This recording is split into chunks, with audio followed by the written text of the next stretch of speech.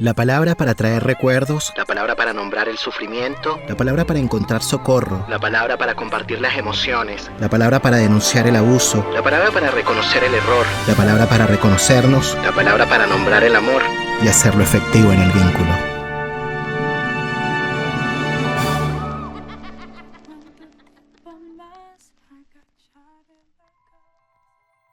Damos la bienvenida a un nuevo episodio del ciclo de cine de la palabra y el vínculo. Hoy nos encontramos con dos invitados argentinos. Nos encontramos con Florencia Herrera, psicoanalista con especialización en clínica de los vínculos. También tenemos a Pablo Farneda, que es doctor en teoría e historia del arte, también filósofo y comunicador social. Y los tenemos hoy para compartir impresiones de una de las mejores películas del año según los premios Oscar, que es Un completo desconocido. Pero antes de entrar en materia, les doy la bienvenida. ¿Cómo están? Hola Nelson, ¿cómo estás? Gracias por la invitación. Un placer, ¿cómo están? Estoy muy contento de estar acá y bueno, muy contento. El gusto es compartido. Yo, bueno, ya con Florencia hemos hecho varios trabajos juntos, varias transmisiones en vivo, también hemos grabado algunos episodios. Si siguen la palabra y el vínculo, recordarán que grabamos también, creo que para la segunda temporada, No me cuesta tanto olvidarte. Ese episodio Sí. creo que se llama así, a propósito de un libro de una colega psicoanalista venezolana, Mariela Michelena. Y bueno, con Pablo Farneda desde hace rato lo estoy siguiendo en las redes, he participado de algunos seminarios que él ha dado en la Asociación Argentina de Psicoterapia Psicoanalítica de Grupo. Pero no habíamos tenido la oportunidad de compartir así directamente. Estoy muy contento de que los dos estén acá para hablar de Un completo desconocido. Y como es de costumbre, antes de entrar en la conversación, vamos a presentarles una pequeña sinopsis de la película para que vean de qué va. Un completo desconocido es una película dirigida por James Mangold y protagonizada por Timothée Chalamet, como Bob Dylan. Ambientada en la influyente escena musical de Nueva York de principios de los años 60, el film cuenta la historia del meteórico ascenso del cantante de música folk, partiendo por locales nocturnos modestos a sus 19 años de edad, hasta llegar a lo más alto de la carrera como cantante, compositor y poeta. Sus canciones de protesta lo convirtieron en un fenómeno mundial en 1965, con su rompedora actuación de rock eléctrico en Newport Folk Festival. La película despierta emociones en la audiencia no tanto por los diálogos, sino por las letras de las canciones. Si bien nos presenta el trasfondo político en el que emergió el artista, coloca más bien el acento en sus relaciones amorosas, sus desvelos creativos y sentimientos de soledad. Más que una representación fiel de su biografía, es una aproximación a su mundo interno en un momento específico de su vida, a través de sus canciones interpretadas en directo con la voz del mismo Timothée Chalamet. La cinta cuenta con 8 nominaciones a los premios Oscars, incluyendo Mejor Película, Mejor Sonido, Mejor Vestuario, Mejor Guión Adaptado, entre otras nominaciones como Mejor Dirección. Y por supuesto, Mejor Actor de Reparto, Mejor Actriz de Reparto y Mejor Actor por Timothée Chalamet, que por cierto se llevó el premio en esta categoría según el Sindicato de Actores de Hollywood, que lo reconoció como el mejor actor principal del 2025. Bob Dylan, después de haber sido un completo desconocido, se convirtió en una de las figuras más influyentes de la música del siglo XX. Revitalizó el folk y de una manera disruptiva lo fusionó con el rock, creando un estilo único. Las letras de sus canciones lo hicieron merecedor del Premio Nobel de Literatura. Bueno, les doy la palabra para escuchar un poco sus impresiones de lo que fue esta película. Bueno, ¿cuánto decir de esta película? Eh, Larga, una película muy larga, que me asustó al principio, porque encima la vi en cuotas, no la vi toda de corrido porque no pude, y para mi sorpresa me encontré disfrutando de la lentitud de esta película, porque creo que radica ahí un punto para mí que fue algo que me atravesó la sutileza que tiene esta película para transmitir niveles muy profundos de cosas para pensar. Yo creo que eso fue una de las cosas que me conmovió. Iba 20 minutos de la película y yo ya me había emocionado. Hubieron escenas que me movieron, que me conmovieron, em, que también evidentemente fueron tocando fibras personales mías, ¿no? En el momento en el que él llega, creo que así abre la película, cuando él llega a este nuevo lugar solo con su mochila, totalmente desconocido, lugar desconocido, y él siendo un desconocido para él mismo todavía, ¿no? Como eh, habitar un cuerpo todavía y una identidad todavía desconocida para él, ¿no? Y bueno, todo ese primer recorrido creo que muestra un poco cómo va andando en la construcción de su identidad, ¿no? Y cómo se van mostrando a través de escenas, de luces, de sombras en la película, los ritmos, los personajes que van apareciendo, cómo van mostrando por ejemplo, esa construcción de la identidad, la identificación, ¿no? Cuando llega al hospital y tiene el diálogo con Peter y con Woodry, y que ahí él le muestra, le canta la canción que él escribió. Yo me anoté algunas cositas. Por ejemplo, una frase de esa canción eh, que dice así: aquí estoy a kilómetros de mi hogar, recorriendo caminos que otros ya recorrieron. Un poco me hizo pensar en algunas cositas. Eh, Primero también devela la admiración que tiene por Guthrie, ¿no? Porque él le dice, yo vengo acá para que me inspires. Ujú. A la pregunta de, bueno, ¿qué haces acá? ¿Por qué venís? Y él dice, bueno, yo vengo acá para inspirarme. Y yo pensaba, bueno, realmente, qué lejos está de su hogar, tomando como hogar propio la propia construcción de la identidad auténtica, ¿no?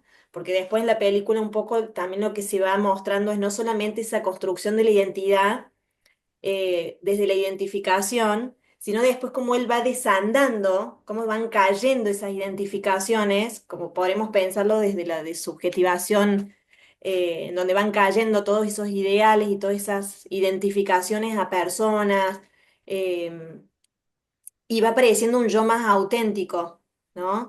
Entonces, bueno, en ese punto de la película realmente está muy lejos de su hogar físico real y de su hogar, de su propio hogar auténtico, ¿no? Un poco hice eh, como esa Crucé. metáfora, Ujú. ¿no? Va mostrando también cómo vamos siendo y cómo vamos siendo el mismo, pero diferente a la vez, ¿no? Y me hizo pensar también en esta, que es muy conocida, esta frase de Heráclito, que nunca nos podemos bañar en el mismo río, ¿no? Nunca nos podemos mojar con la misma agua en el mismo río. Habla todo el tiempo de los caminos recorridos que recorrieron otros, como estoy recorriendo los caminos que recorrieron otros. Digo, ¿se puede recorrer el mismo camino, exactamente el mismo camino que recorrieron otros?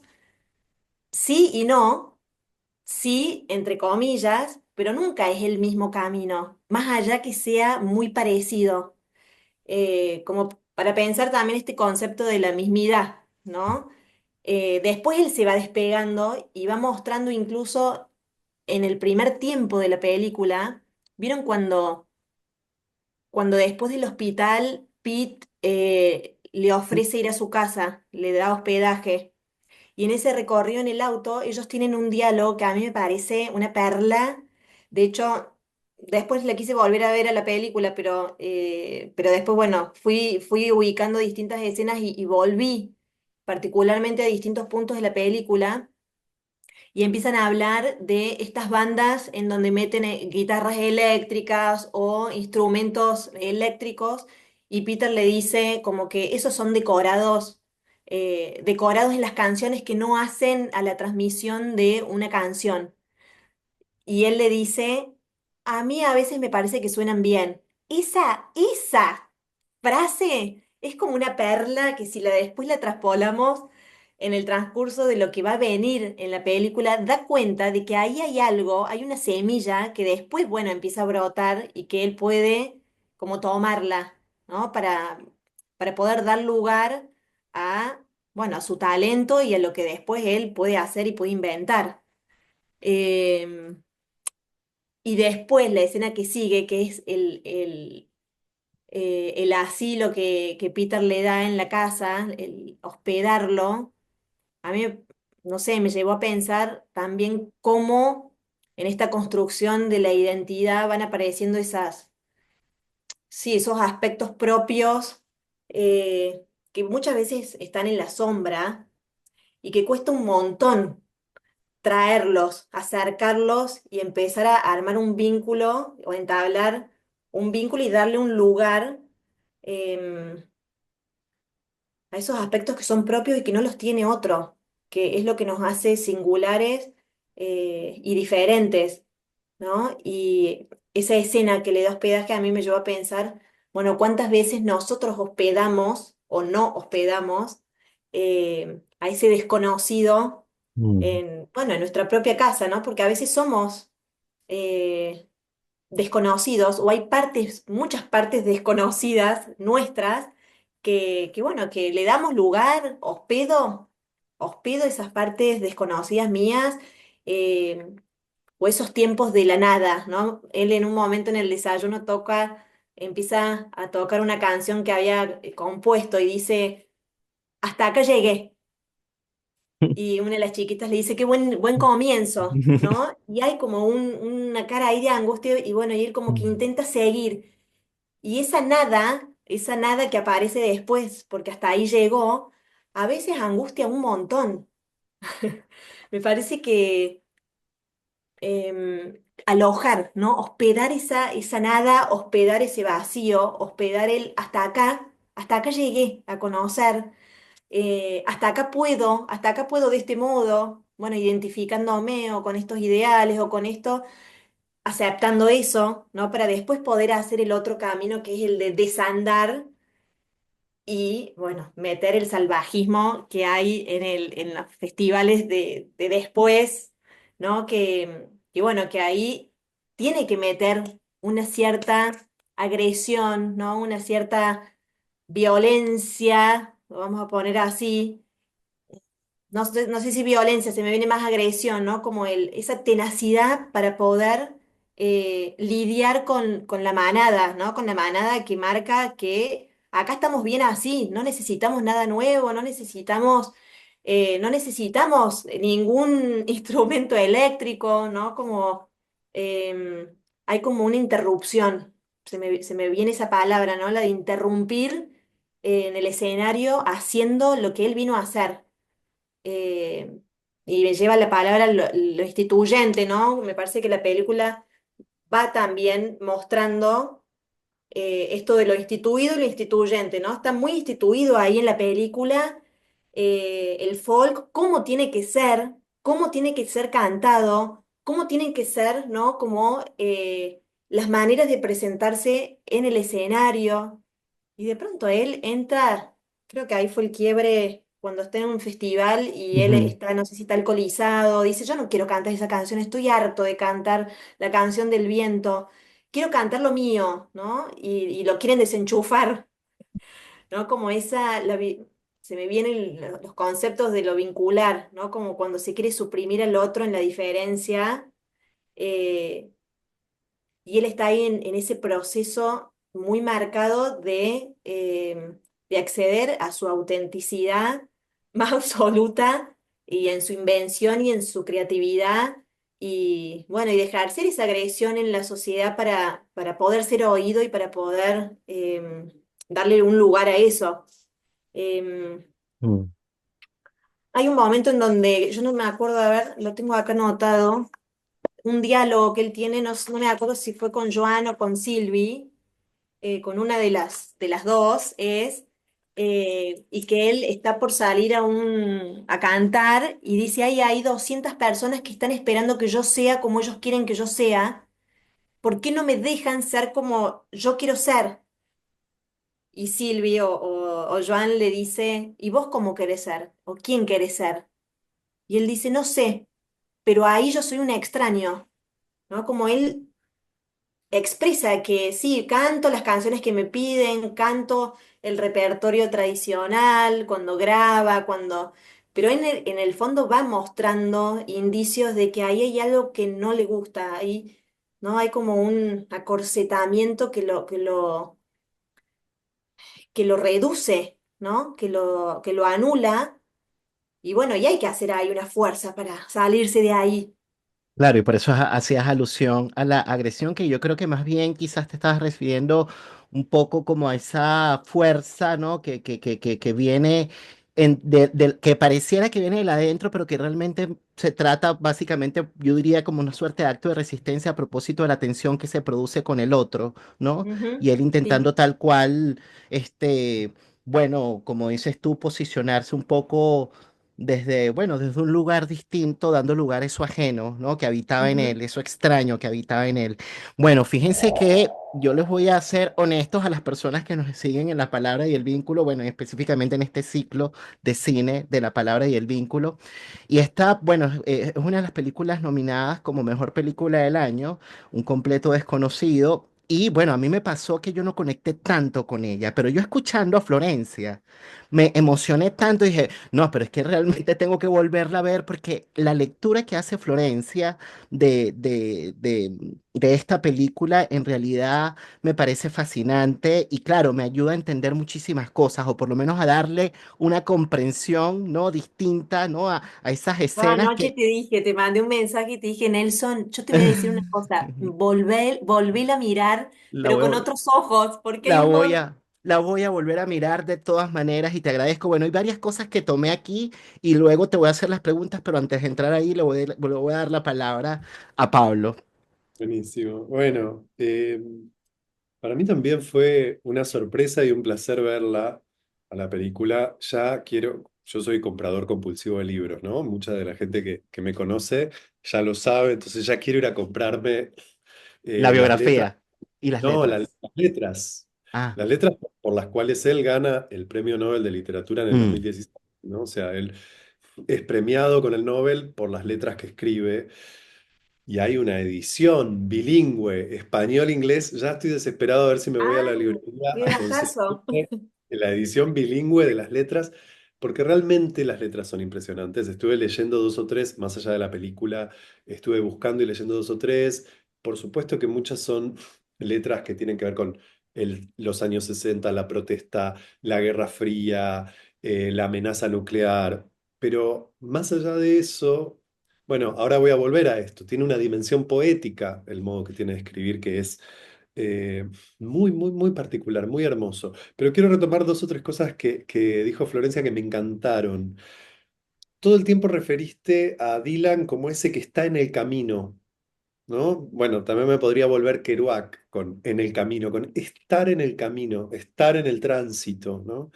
Eh, Aparecía la imagen de los caminos recorridos, de estar en el camino, y a mí se me venía la imagen de los ríos, de lo fluyente, trajiste a Heráclito. Mm. Yo decía, claro, Dylan es un viejo sabio taoísta. Es como si tuviera 1500 años el tipo, ¿no? O sea, y Chalamet la rompe, porque la actuación de Chalamet es impresionante y logra encarnar, teniendo, haciendo de un pibe de 20 años, de 23 años, logra encarnar un viejo. Es un viejo. No, no, pero no me cabe duda de que Dylan a los 20 años habrá sido ese viejo, ese personaje de viejo huraño, ¿no? Tan típico del imaginario que tenemos de lo que es la filosofía taoísta china de hace 2500 años, eh, que hablaban de esto, que hablaban de los procesos, que hablaban del camino. Digo, vos traías a Heráclito y el río en donde uno no se baña y ellos dicen el Tao, ¿qué es? El Tao es el camino. Hay algo muy taoísta de ese personaje, muy bien construido por la película, porque además no encaja y no quiere encajar, ¿no? O sí, en un montón de sentidos podemos ver que sí quiere encajar, que sí tiene sus propias identificaciones y quiere ser lo más fiel que puede a lo que le piden, ¿no? A la demanda, pero es más fuerte que él, es más fuerte que él, le resulta insoportable encajar, ¿no? Eso me parece conmovedor y me parece que se choca con esto otro que vos traías de una u otra manera, que yo acá lo anoté como, por otro lado, la tiranía de la masa, Mm. ¿no? La tiranía de la masa que demanda una identidad cuando el pibe eh, no está en la identidad, no está, su problema no tiene que ver con la identidad, aunque diga, bueno, esto que vos decías, la escena del ascensores, eh, que él dice, bueno, no me dejan ser, y el chabón, otro chabón que está ahí, que después se termina convirtiendo medio en su manager, le dice, ¿ser qué? Y él no sabe ni qué contestar, porque no importa, porque no es del orden de la identidad lo importante que está pasando ahí, sino justamente de estar en el camino, ¿no? Mm. Y eso es insoportable para la tiranía de la masa. El problema es que la tiranía de la masa la encontramos dentro de la pareja, en la familia, en un público, en una institución, ¿no? Amigos. Hay en los amigos, o sea, esa tiranía aparece siempre que alguien, ¿no? Singular o colectivo, individual o colectivo, nos exige responder a la identidad. Ujú, En este caso es el público que no soportan que él haga otra cosa que lo que venía haciendo y por lo que se había hecho famoso, pero no importa, ¿no? Porque eso nos pasa tantas veces en los vínculos que es muy impresionante.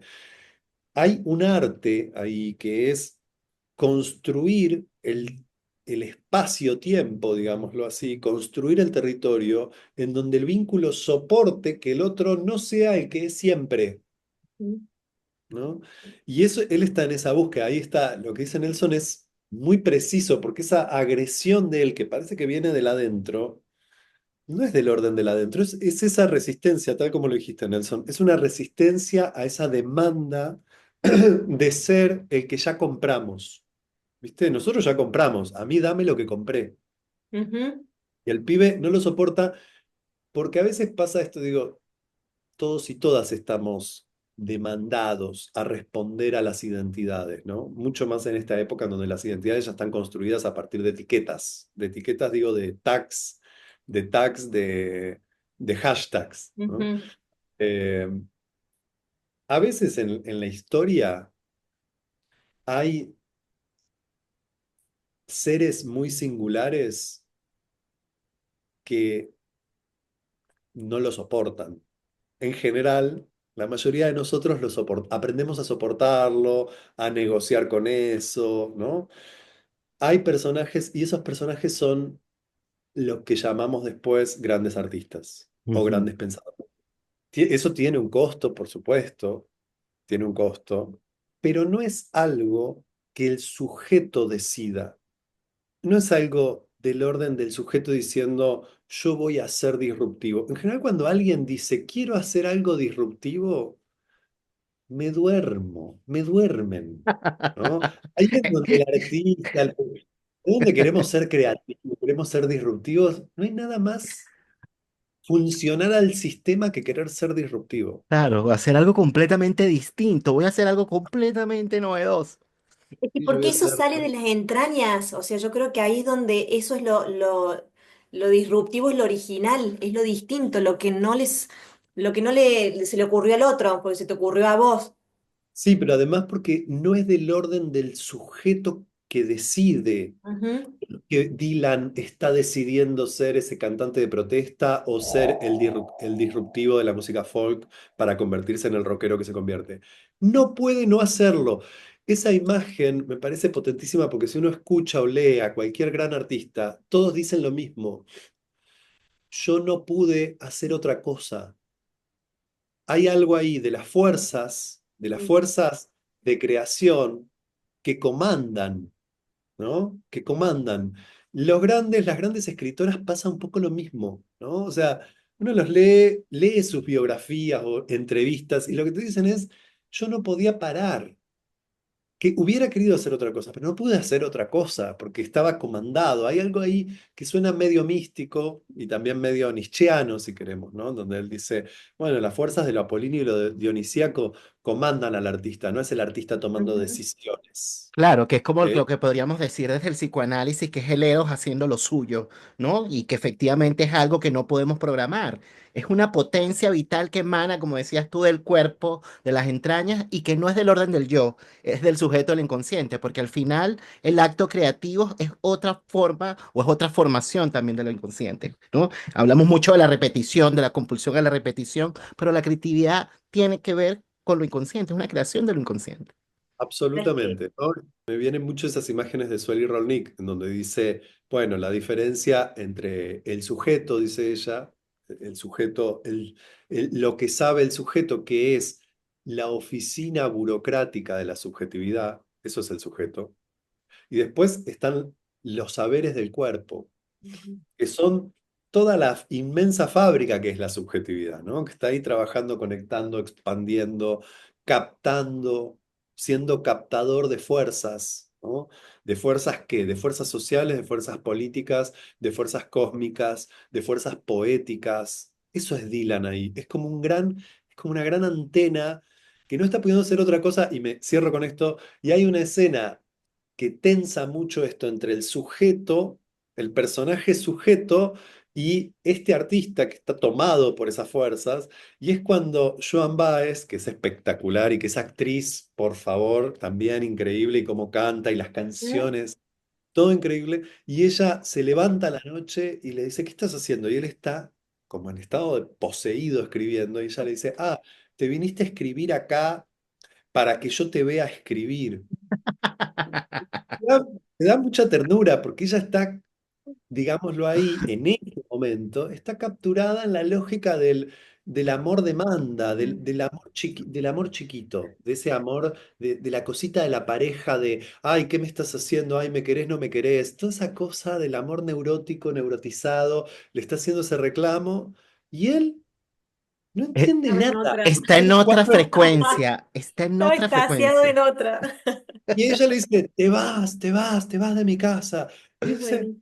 bueno, me voy. Y se está yendo con la guitarra de ella. Y ella le dice, déjame mi guitarra. Bueno, te la dejo. Es espectacular porque da cuenta de estos dos planos en donde estamos, en el plano del sujeto y de los problemas del sujeto, los problemas de la neurosis, ¿no? O estar en otra frecuencia, ¿no? Por supuesto, esto no justifica que uno a veces se puede poner descuidado con el otro. Y ahí uno podría leer, bueno, el descuido de él con Joan. Pero ¿para qué uno va por la vida pidiéndole a ese personaje que está siempre en esa frecuencia que se familiarice, que se edipice? ¿Viste? Como Ujú. edipate, amame, sé mi compañero, como... Y él no puede porque no está en esa. Digo, es tan el antiedipo, como hay una Y escena eso ahí. que el vínculo que arma con Joan es dentro de todo como algo más libre, más salvaje, va como totalmente contrario al otro, al de Silvi, que le dice, pero yo siento que te extraño y no te conozco y no conozco tu vida, no conozco tu familia, no conozco tus padres. Y él la mira como diciendo, ¿es necesario todo eso? Como, tiene escenas que Buenísimo. realmente...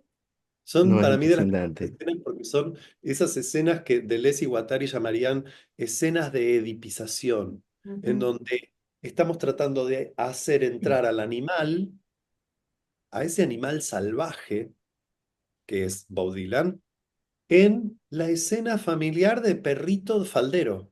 No, Lo no, queremos imposible. convertir en un A mí perrito se me vino faldero. también esa misma imagen, ¿no? Como de esto de lo salvaje y eso me generaba como un fervor, ¿no? Algo ahí interno que, por Tal. supuesto, terminé amando a Bob Dylan. Sí, Voy a ir sí. atrás tuyo a comprar todas esas letras. Miren, yo les voy a decir algo, bueno, pensando un poquito en esto que decían, porque efectivamente, ¿no? A propósito de la lectura que hacen de lo que pasaba, bueno, justamente esta suerte de contraste entre, bueno, lo que pasa a nivel del yo y lo que está pasando en otro registro, ¿no? Que emana del cuerpo, en fin, y que lo lleva a estar como en otra frecuencia, ¿no? Efectivamente. Claro, eso de alguna manera permite comprender un poco eso que de pronto ante los ojos de los demás podía verse como algo, como una actitud un poco como déspota, que fue una de las cosas que yo te decía, Florencia, ¿no? Pero este tipo es medio patán. Pero claro, es que en realidad, como decías tú, Pablo, pensando un poquito en el tema de los costos de todo esto, ¿no? De todo el acto creativo, ¿no? Porque desde luego, un gran genio, ¿no? Pero estaba pensando justamente en los costos a nivel vincular, ¿no? Que esto trajo en el plano, digamos, amoroso, ¿no? Y efectivamente, me llamó mucho la atención cuando tú decías, Florencia, bueno, no sé si Johanna o Silvi, como que se te confunden las mujeres, y yo creo que a él se le confundían también, ¿no? Así como que, bueno, pero es que no sé cuál de las, pero al final hay algo lindo en ellas. Hay algo lindo en ellas y bueno, pero claro, pero efectivamente el tipo estaba como en otra dimensión y estaba pensando muchísimo a propósito de esto que decía Flor, que me encantó, ¿no? Del completo desconocido que habita en nosotros, ¿no? Y, y bueno, y como él al principio de la película estaba muy lejos de su hogar, pero también muy lejos de sí, ¿m? Y que, claro, de alguna manera pensando un poquito en lo que pasa en el análisis, bueno, justamente en el análisis, paradójicamente, buscamos desconocernos un poco, ¿no? Más que conocernos, ¿no? Que porque el conocernos de alguna manera lleva como que a inflar, por llamarlo de alguna manera, esas representaciones que tenemos del yo respecto de nosotros mismos, Ujú, ¿no? Y eso, por supuesto, más bien lo que puede llevar es a la repetición, que es justamente lo que se supone nos está llevando al sufrimiento, que es lo que nos lleva a consulta, ¿no? Entonces el desconocernos o el desconocerse nos permitiría justamente darle un poquito de lugar a esa fuente de energía, esa fuente de energía vital, podría decir, a ese eros, que nos podría de alguna manera, bueno, llevar a tener un modo creativo distinto, ¿no? Frente a la vida, ¿no? Unas soluciones distintas, ¿no? De algunos problemas, a tomar otro tipo de decisiones, en fin, ¿no? Y claro, estaba pensando en el contraste de este personaje, porque así como él se posicionaba con mucha fuerza, ¿no? Haciendo resistencia a esta tiranía, ¿no? De la masa, por otro lado, aparecían de a momentos como instantes de mucha fragilidad en él, de mucha ujú. fragilidad, ¿no? Y me parece que, bueno, y por eso quizás fue un artista, un genio, porque habitaba la fragilidad, que es una frase que ahorita está muy de moda, ¿no? Y que dice, bueno, démosle lugar a la fragilidad, como que si fuese un asunto yoico, ¿no? Declarativo. Y realmente el tipo habitaba la fragilidad. Y es Es por que esa eso fue su que diferencia para mí. exactamente. Pero, y claro, habitar la fragilidad me parece que es un acto demasiado fuerte y potente porque implica no solo darle lugar a la diferencia que habita en uno, no, no, es darle lugar a lo ajeno, a lo desconocido, literal, ¿no? Y entonces estaba pensando en ese contraste, ¿no? No sé cómo lo ven ustedes y la relación que puede haber, o sea, entre esto que pasaba a nivel creativo, justo quizás con esos momentos, porque me parece que pareciera que estaba también como momentos de crisis como existencial, ¿no? Es, por un lado le permitía crear, pero por otro lado lo padecía muchísimo y Ujú. pensaba en algo que nos permite a veces diferenciar la melancolía o la depresión, ¿no? Que hay un término que llamamos la melancolización, ¿no? Del artista, ¿no? Que justamente conectan con esa cosa oscura y logran de alguna manera, bueno, darle una vuelta y aparece entonces la obra artística, ¿no? Y bueno, me parece que hay algo de eso, ¿no? Que es una persona que logra de alguna manera evitar la fragilidad y conectada un poquito con esa cosa depre sin ser depresivo propiamente tal, ¿no? Bueno, no sé cómo lo ven ustedes, a ver cómo les llega esto que les digo. Coincido plenamente esto de la fragilidad, ¿no? Como de... A mí, ¿saben qué se me vino cuando fui viendo la película? Hace bastante leí un libro de Byung-Chul Han, La Sociedad Paliativa, libro chiquitito, no sé si lo conocen. Se me vino eso en el sentido de esto de lo igual, ¿no? Porque cuando él empieza a entrar en conversaciones con los que graban, con los que generan, ¿no? Los discos y demás, em, en un momento le dicen, no, acá vienen a cantar lo tradicional, ¿no? Lo igual, es todo lo mismo. Y él en un momento enojado dice, lo que pasa es que acá, como no lo dejaban cantar, ¿no? Las canciones que él había escrito, que él escribía, él en un momento de la película dice, lo que les enoja es por qué, no lo que yo canto, sino por qué no se les ocurre a ellos lo que se me ocurre a mí, ¿no? Esto va un poco en la línea de lo creativo, de lo que hablábamos recién, ¿no? Por algo se le Ujú, ocurre algo a alguien y no a otro, ¿no? Es algo que viene, que se impone. Em, y un poco en relación a esto de la sociedad paliativa, es como eso de, ahí en el libro, en este libro dice como que el bien, lo igual, ¿no? Cuando todo es igual, es un infierno, Mm, ¿no? Es el infierno de lo igual.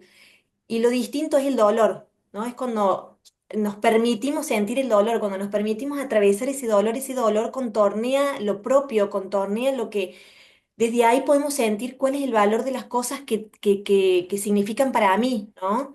Eh, bueno, me parece que ahí hay también como un punto que es lo que lo hace diferente a Bob Dylan de los otros que estaban ahí todos cantando lo mismo con distintas voces, ujú. ¿no? puede atravesar la angustia, la fragilidad, la vulnerabilidad, el dolor, la soledad, lo que te decía el otro día, Nelson, ¿no? Como en ese corrimiento de lo igual y en eso que se le impone, la soledad en la que queda inmerso también el artista. Está bien, y ahí está esto de los costos. Todo tiene un costo, ¿no? El sufrir o la angustia por no generar eso nuevo o por quedarme ahí en eso igual, tiene un costo. También tiene un costo el Acto creativo. darme de eso igual para inventar lo propio, lo mío, lo que es distinto. Mm, Y eso también tiene un costo de angustia, pero es distinto el costo. Es totalmente diferente. mm, Es totalmente diferente porque, bueno, ahí se juega como ese gran campo entre la singularidad y la obediencia. Y Ujú. la obediencia, y la esclavitud, el sometimiento. Entonces, me parece espectacular cómo lo decís, Florencia. Todo tiene costo, pero los costos no son iguales, ¿no? No son los mismos costos. Eh, sí, tal cual, y sí, tal cual como están diciendo, ¿no? Ahí hay algo del orden de la fragilidad, de la soledad en la que él queda. De hecho, yo no podía dejar de pensar esto, y vos lo traías también ahora al título, ¿no? Él se vuelve un perfecto desconocido cuando se vuelve famoso. Ujú. O sea, ese es el momento en donde se vuelve un perfecto desconocido. En donde, porque cuando él no es famoso, él está en el camino, está en la búsqueda, ¿no? Ahora, el momento en donde se convierte, en donde se consagra y no puede caminar por la calle, ya nadie lo puede conocer, porque ya todos, y acá conecto con esto que decía Nelson antes, ya todos lo conocen. Entonces, como todos ya saben, es esto que vos decías de cómo llegamos a nuestros propios análisis, ¿no? Conociéndonos tanto, que es agotador para nosotros mismos conocernos tanto. Uno va al análisis para desconocerse un poco, ¿no? Bueno, lo que le está pasando a él a lo largo de la película es ese tránsito en donde se convierte en un perfecto desconocido. Antes no lo era. No era ni conocido ni desconocido, pero se va convirtiendo en un perfecto desconocido a medida que se consagra. Esa paradoja me parece que capta la película Sí. y el título. Eh, de hecho, el libro en el que se basa la película se llama The Electric Dylan, creo que es, ¿no? Como el Ajá. momento, esa transición en donde él pasa de ser el cantante de folk a un cantante de música con instrumentos eléctricos, ¿no? Con guitarra eléctrica. Y yo creo que además está plegando la crisis de una época. O sea, realmente creo que esto es así, más allá de la vida personal de Dylan. Hay una transición ahí que es una época que está plagada de fuerzas tremendamente destructivas que no encuentran forma aún, ¿no? Que no encuentran forma. Y que el rock va convirtiéndose en ese lenguaje que empieza a darle forma, ¿no? En los años 60 a fuerzas que no tienen modo de ser nombradas. Entonces, un poco lo potente también es eso. Eh, Deleuze insiste mucho con esta idea de que el arte, él dice el arte y está pensando en la pintura, la música en general, dice, vuelve audibles fuerzas que no lo son, vuelve audibles fuerzas que no lo son y vuelve visibles fuerzas que no lo son.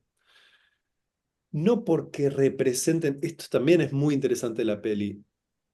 Lo más interesante no es, o lo más importante no es la representación de un discurso de protesta, ¿no? Lo revolucionario de Dylan no está en el discurso de protesta, está en la transformación de esas fuerzas imperceptibles en algo que no es del orden de lo representable, porque no es del orden de lo que se pueda representar, pero sin embargo lo articula, digo, la violencia de la época se escucha en la guitarra eléctrica, Ujú. ¿no?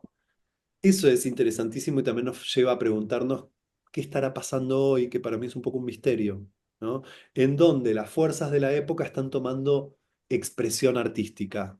No lo sé, porque estamos tan laminados de discursos armados y de redes sociales, pero seguro que está pasando, digamos, seguro que está pasando que las fuerzas de la época están tomando forma en alguna práctica artística que no llegamos a captar por momentos. Claro, pero quizás hay como una suerte como que de mezcla entre la representación y la presentación, pensando un poquito en las melodías, en la música, ¿no? Que logra captar un poquito, ¿no? Del sentido, del trasfondo sociopolítico que hay en el ambiente, ¿no?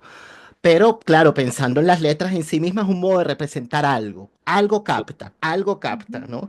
Pero saben que, bueno, es muy interesante porque, claro, me acordaba mucho de lo que decía Freud, ¿no? Hay una frase que dice, hay que espigar el dolor para la vida ulterior, ¿no? Y esto de espigar el dolor para la vida ulterior tiene mucho que ver un poquito con lo que estabas diciendo, Pablo, justamente como de darle, bueno, un lugar a ese sufrimiento, a ese dolor, darle un lugar y bueno, convertirlo en una obra, ¿no? Que yo no sé si esto es algo que solamente lo podríamos reducir a un acto sublimatorio. Yo creo que va más allá de la sublimación. Y a lo mejor tú me ayudas a pensarlo, Pablo, ahorita que te veía. No, no, me parece que no se puede reducir a eso en el sentido en que, bueno, la vida es más inmensa que lo que nosotros podamos capturar con nuestros conceptos. Eh, Me parece hermosa la frase de Freud, es espectacular, no la tenía presente, ¿no? Como hay que espigar Tampoco. el dolor para una vida ulterior. Y es muy interesante porque de ahí emerge la obra que se distingue, como decía Florencia también, que lo trajiste de distintas maneras, se distingue del cliché. La obra es otra cosa. El acto de creación es una cosa distinta a responder al cliché. El cliché es la forma que la sociedad puede tolerar, que el campo social puede tolerar, que ya compró y entonces quiere, reclama por lo que pagó, ¿no? Yo vine a escuchar esto, a mí me dan esto. Eso es el cliché, cuando algo ya fue digerido por el campo social de alguna manera y se convierte en repetitivo. El acto de creación siempre es incómodo.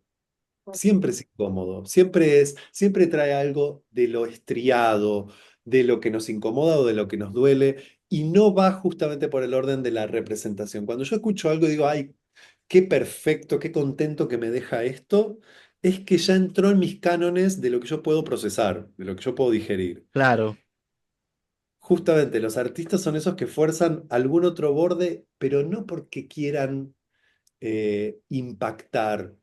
No son sensacionalistas los grandes artistas. Lo que hacen es extrañar, es como que me dejan con un sabor distinto, ni bueno ni Ujú. malo. Me hacen ver otra cosa, sentir, escuchar fuerzas que eran inaudibles, ¿no? Y que no sé qué está pasando ahí. Creo que eso es la elaboración de la obra. Esa es que la obra dé forma y no que dé cliché. La forma es forma nueva, digamos, ¿no? Ujú. Lo novedoso emerge en esa negociación con el cliché, como vos dijiste, Nelson, espectacular, porque no es que él, bueno, se va totalmente de los clichés de lo que es hacer música de protesta de su época, negocia con eso. Pero en el medio de eso empieza a introducirse algo nuevo que es perturbador para el contexto, y ahí vamos, ¿no? Bueno, siempre es ese diálogo. claro, que es un poco lo que decía Florencia, ¿no? Después buscan desenchufarlo porque ¿qué pasa con este hombre, ¿no? Bueno, nos estamos acercando al cierre del episodio y no quería dejar pasar un poquito la mirada que tienen ustedes del tratamiento que hizo el director de los vínculos amorosos del protagonista de Bob Dylan y sobre todo del lugar que tenía la mujer en esta historia, ¿no? Bueno, encarnada en varios personajes, en estas mujeres que se confundían, ¿no? ¿Cuál es cuál, ¿no? Y porque, bueno, una de las cosas que me llamaron la atención, creo que el personaje se llamaba, a propósito de los nombres, la que era como rubia, no la de cabello más castaño, la más rubia. Bueno, ahorita se me fue. Silvi. Sylvie, ella. Bueno, que yo la vi, esta mujer pasó la película en estado como de observación. Se le fue toda la película en la misma posición aparentemente, hasta que llegó un punto, ¿no? En el que el hombre, cuando llega a su casa herido, porque bueno, bueno, cuando ya casi que más famoso, ¿no? Y le dieron este combo, etcétera, y ella, muy noble, ¿no? Lo auxilia, pero ya no estaba en la misma posición, ya no estaba en el mismo lugar. De hecho, se había rearmado su vida sentimental, etcétera, ¿no? Entonces, bueno, nada, quería como antes de cerrar el episodio un poquito escuchar su mirada de lo que fue el tratamiento del amor o de los vínculos amorosos por parte del lector y también el papel que tenía la mujer en la historia de Bob Dylan. No tengo nada más original para decir de lo que digo, que es que me parece que los vínculos amorosos están profundamente seteados, todos los nuestros, ¿no? Desde hace muchas décadas, están seteados en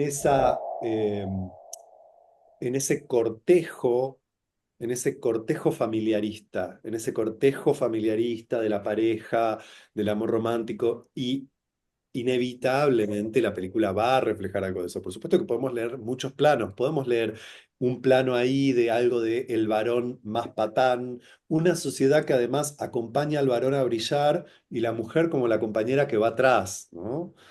Entonces hay algo de eso que como que está instalado y podemos leerlo, pero a mí me resultaría más interesante ver esto que es como por un lado tenemos los rituales de cortejo más habituales del amor romántico, en donde él no encaja, igual va a buscar, ¿no? A su ex, que había sido su primera compañera, qué sé yo, a la casa. Y yo creo, como vos decís, Nelson, me parece muy interesante este punto, que es esa exnovia, Sylvie, que decide volver a ir a acompañarlo al Festival de Newport. Cuando está ahí, lo ve, lo vuelve a ver que ese es el Dylan que hay. Y ella dice, no, que yo no quiero esto para mí, me retiro de la escena. Por supuesto que como es una película de Hollywood, yankee, tienen que hacer toda la escena del drama, del ferry, de que ella llora, pero en realidad lo que está haciendo Silvia ahí es muy interesante, que es, no me quedo, no me quedo en la escena del sometimiento, del aplastamiento, me retiro, me voy a hacer mi vida. Creo que eso coincide con lo que decías, Nelson, cuando decías, aparentemente ella está a lo largo de toda la película en la misma posición, pero ella no está en la misma posición. Entonces, uno se puede enojar con Dylan o puede decir, no hay mucho de qué enojarse, eso es lo que hay, ¿me quedo o me voy? Me parece que como una enseñanza amorosa vincular ahí es espectacular, porque lo que escuchamos todo el tiempo en la clínica y en nuestras propias historias de pareja es el esfuerzo que estamos haciendo por tratar de cambiar al otro, esperando que el otro sea otro, que el que está. Totalmente. ¿No? Claro, y entonces ahí se te puede ir la vida, bueno, diciéndole cualquier cantidad de barbaridades. ¿Sabes que me recordó mucho ese pedacito de la historia de Bob Dylan a la historia de Freddie Mercury, ¿no? La relación amorosa que tuvo también con su pareja, que ella llegó a un punto en que tomó la decisión, se apartó, pero la acompañó, ¿no? De manera muy noble y generosa en el resto, digamos, de su carrera, pero tomó también su decisión, ¿no? Se desmarcó. Otra Exactamente. película que es tremendamente increíble, Mm. la de Freddy. Totalmente. Pero yo creo que va por esa cuestión en donde además realmente creemos que vivimos en una sociedad en donde tenemos un montón de problemas en los vínculos amorosos. Yo no lo creo. Mm. No creo que tengamos un montón de problemas en los vínculos amorosos. Tenemos un montón de problemas para hacerle lugar al deseo. Entonces es más fácil estar rompiendo las pelotas a alguien en la relación de pareja, armar lo que el psicoanálisis más lacaniano llama armar partener síntoma, ¿no? Y tener ahí en la pareja un lugar en donde gastar toda mi energía, toda mi potencia vital, la pongo en rompernos mutuamente las pelotas acá. Es una excelente captura del deseo. Me parece que es una vuelta que es como, si uno mira la singularidad del otro y celebra que el otro esté creando, volando, que si yo te pones vos también a crear, a volar, a hacer la tuya, no esperás esa adaptación edípica, edipizante de la pareja.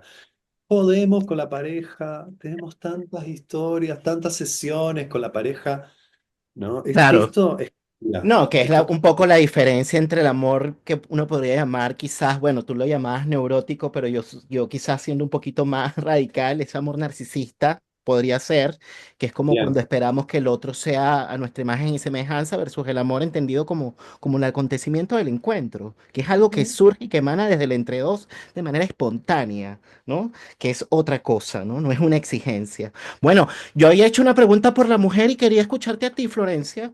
A ver. Para, quería agregar algo de esto de la libertad, ¿no? Porque en un momento Joan le dice a él, ¿de qué te quejas al último, ¿no? ¿De qué te quejas? Y él dice, bueno, no sé qué le responde, pero ella le dice, sos libre. ¿De qué? Sos libre de todos ellos, ¿no? Como gracias a todo ese recorrido, esto del costo, ¿no? Como el acceso a la libertad. Y esto que vos traes de Silvi, que se va, que decide irse de esa relación, de algún modo es como la ganancia, hablando un poco entre costo y ganancia, la ganancia es la libertad, ¿no? La libertad en el, en máximo sentido de la palabra, ¿no? Libertad de todos esos mandatos, de esas ataduras, de esos O eh, liberación, podríamos decir. liberación, Sí. ¿no? Eh, bueno, me parece que en respecto a tu pregunta, Nelson, de la mujer, las dos representan cosas distintas, más allá de que haya escenas que puedan mostrar un poco lo mismo. Me parece que Sylvie un poco va ocupando ese lugar, ¿no? De hecho, incluso hasta donde se conocen, que se conocen en la iglesia, ¿no? Ella Mm. toda dura, toda rígida, toda, ¿no? Como, "Shh, ¿cómo vamos a hablar acá?", ¿no? Y después, bueno, todo el caminito que se va haciendo, que va mostrando por lo menos la película, muestra como esa mujer que está ahí más, más sumisa, más acompañando, eh, reclamando, ¿no? Como demandando, pidiendo, los celos. Creo que ahí también se muestra un poco cuando ella la mira a Joan, cuando cantan juntos, cuando él le dice que le presta la canción para que ella la cante. ¿No? Pero, Como que aparecen ahí unos celos muy grandes.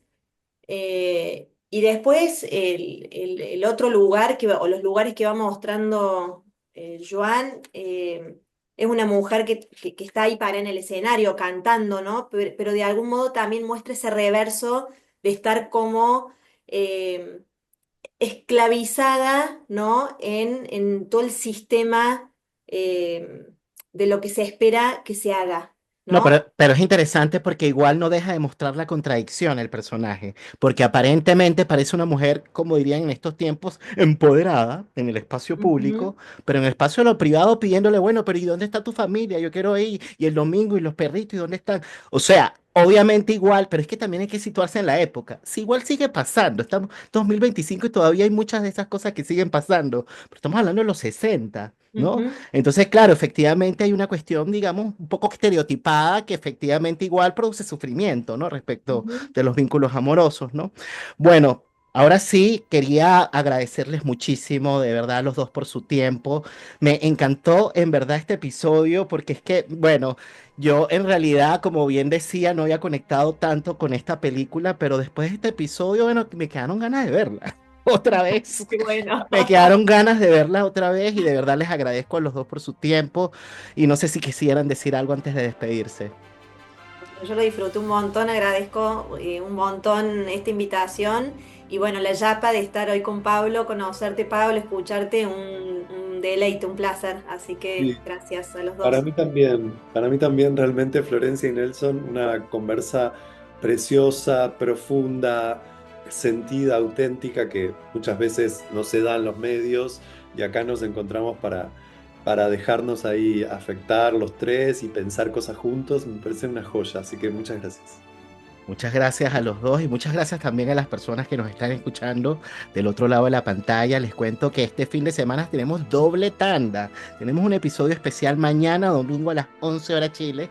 Va a salir un episodio especial a propósito de Flow, que es la mejor película animada del año. Vamos a tener también a Florencia, a Roxana Gaitán y a Sofía Villar haciendo comentarios de esta película que es hermosa.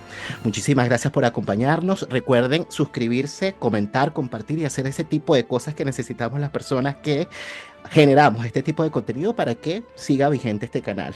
Nos estamos viendo la próxima semana, mañana y luego la próxima semana en el ciclo de cine de la palabra y el vínculo. Que estén muy bien. Chao.